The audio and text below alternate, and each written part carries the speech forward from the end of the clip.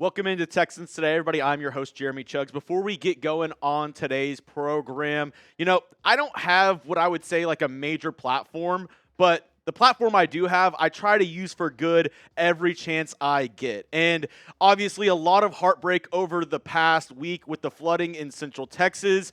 Hit home here at the Chat Sports offices, even though I do not know Win Naylor. I think her family called her Winnie. My boss, James Yoder, was good family friends with the Naylor family. So I went ahead and put a link down in the comment section. If you would like to donate, would like to help out, you can do so there. But as I mentioned, I might not have the biggest platform, but every chance that I get, I'm going to use it for good.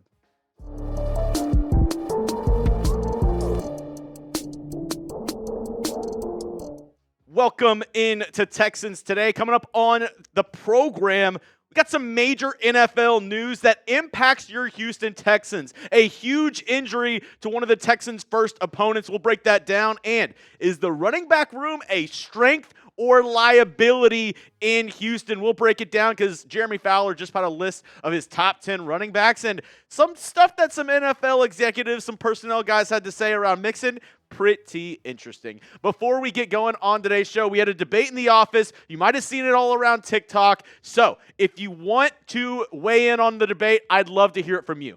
In a race where you have to eat one hot dog and run a 100-meter dash, who would win? Usain Bolt or Joey Chestnut? Just a fun question. I know I started off this show with some sad news, so wanted to lighten it up before we got into the news on today's show. So let me know down in the comment section, who wins this race? Is it Usain or is it Joey? Now, the NFL news that impacts your Houston Texans on today's show, Jeremy Fowler. This morning, Bucs All-Pro left tackle Tristan Wirfs is a strong candidate to start the year on the PUP list after undergoing a knee scope surgery. Per sources, Wirfs wants to get this done now so he can be available for as much of the season as he can. NFL Stroud, not CJ Stroud, reporter for the Bucs, was first on the news. PUP would cost him at least 4 games. Why does this even matter to us, Jeremy? Well, Texans, Week 2, play the Tampa Bay Buccaneers. And if Worst is out, this is a major development for the Texans where their biggest strength is their defensive line. And if you don't have the best offensive lineman for the Bucs, they're going to have a lot of trouble in that Week 2 matchup. As we look at his PFF grades from last year, Worst highly regarded as one of the top left tackles, if not the top left tackle in the NFL going into 2025. Last year, had an 82.8 overall PFF grade, pass blocking of 93.7 with 0 sacks allowed for Tampa Bay last season. And you might be wondering, well, Jeremy, if he's out, who's in for Tampa Bay? This is a name that you're going to recognize. Charlie Heck would be the replacement on the roster as of right now. If the game was being played tomorrow, Charlie Heck would be the next guy up. And if you're like, where do I remember that name from? Oh, yeah, Charlie Heck spent a bunch of time with the Houston Texans, going up from the practice squad, being a backup, being, somebody who's stepped in from time to time for the Texans over the past, 5-6 years. So I feel pretty confident in our 2 edge rushers if it is Charlie Heck lining up across from them, because this was them last year, Danielle Hunter and Will Anderson Jr. They took the league by storm as the best pass rushing duo, especially Will Anderson Jr. going into year 3 this year. He has a lot to prove and a sneaky defensive player of the year candidate. These 2 guys can ball. And more than likely, it won't be Charlie Heck. I really suspect the Bucs will look at some trade options, maybe guys in free agency to, fill that void before the season, especially if he's on the PUP list. Because as Jeremy Fowler mentioned, if Wirfs starts the year on the PUP list, that means he will miss at least 4 games. And as of right now, I think it's a foregone conclusion that he will at least miss the first 2, which means he won't be playing in that matchup up against the Houston Texans. Now, speaking of left tackles, I just had to mention this because I saw this while I was scrolling on X as well. The they're releasing their top 100 list, which, Cullen, I feel like this has lost all its aura. I remember growing up, the NFL top 100 list, I would, get excited. I would put it on the DVR. I'd be like, all right, who's up next? Now we just kind of get updates on Twitter. Laremy Tunsil, though, came in at number 86 on the NFL top 100. And for somebody who had 19 penalties last year, I don't necessarily see how that's the case, that he's a top 100 player from last season. If we're basing it on his career, yeah, I think he's a top 100 talent, a really good pass blocking left tackle.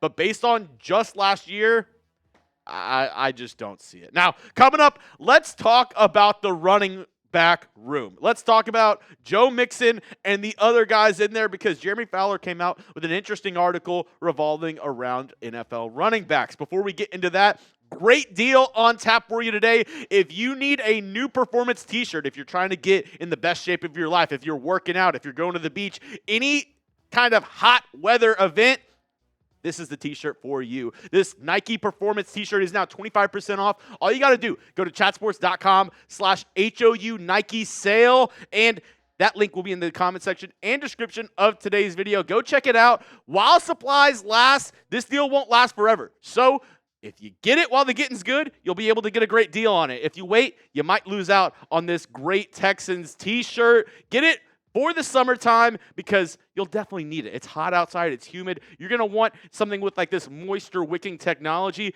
Go check it out. One more time, chatsports.com/HOU Nike sale. Now, ESPN dropped a top 10 NFL running backs list, and it wasn't Jeremy Fowler's list per se. He, interviewed a bunch of NFL executives, anonymous people who work throughout the league. And this is the top 10 that they came up with. Saquon 1, Derrick Henry 2, Jahmyr Gibbs 3, Bijan 4, McCaffrey 5, Jacobs 6, Taylor 7, Cook 8. And there you see Joe Mixon, your Houston Texan, coming in at number 9, right ahead of Alvin Kamara. But let's hear what Jeremy Fowler had to say on Joe Mixon.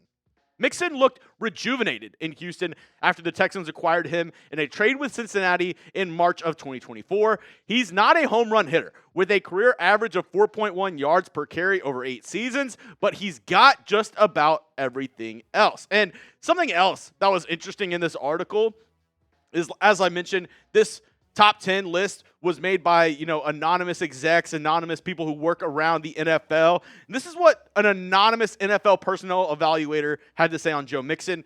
He looked worn down at the end of the season.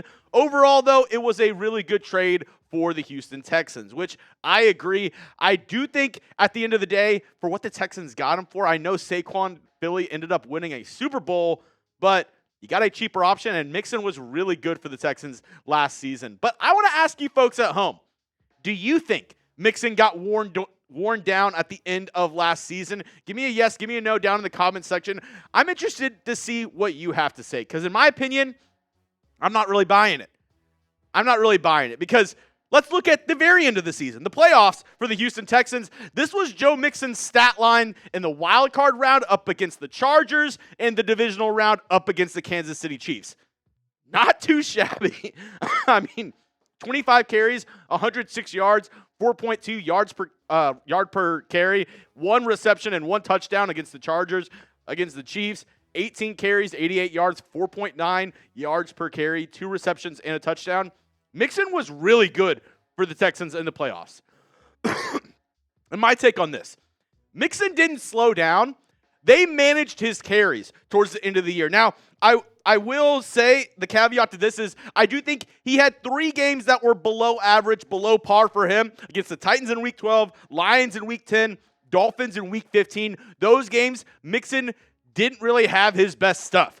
But at the end of the day, if we're talking about slowing down, I don't think that's the case. I think it's more that he suffered multiple injuries from illegal hip drop tackles. If you're listening, Roger Goodell, make sure you pencil that in, write a little note. Illegal hip drop tackles is what really slowed down Mixon last year. And I think to mitigate that, they were really trying to manage his workload. They were making sure that towards the end of the year, especially the last 3-4 weeks of the season, they weren't relying too much on Mixon so he could turn it on in the playoffs and put up those stats that I just showed you. And as we look at the Texans running back room going into 2025, they did a great job of trying to help Mixon out by signing a guy like Nick Chubb. Because if you add in Chubb with Joe Mixon, that helps out this entire running back room. That really helps out Joe Mixon at the end of the day, because it's not all on him. Last year, once Mixon went down, the Texans didn't have anybody that was reliable that they could go to as a backup. Now they have Nick Chubb. I know he's coming off multiple injuries, but if he can get to a, 50, 60, 70% of what he once was. I think he'll be a great backup to Mixon here in H-Town. Now, that's all I have for you on today's show, folks. If you want to hit me up on Twitter, my DMs are always open. You can hit me up at Jeremy Chuggs. And as always, if you made it to the end of the video, I'm doing something right. Go ahead, go down and hit that subscribe button. 100% free Texans content all year long.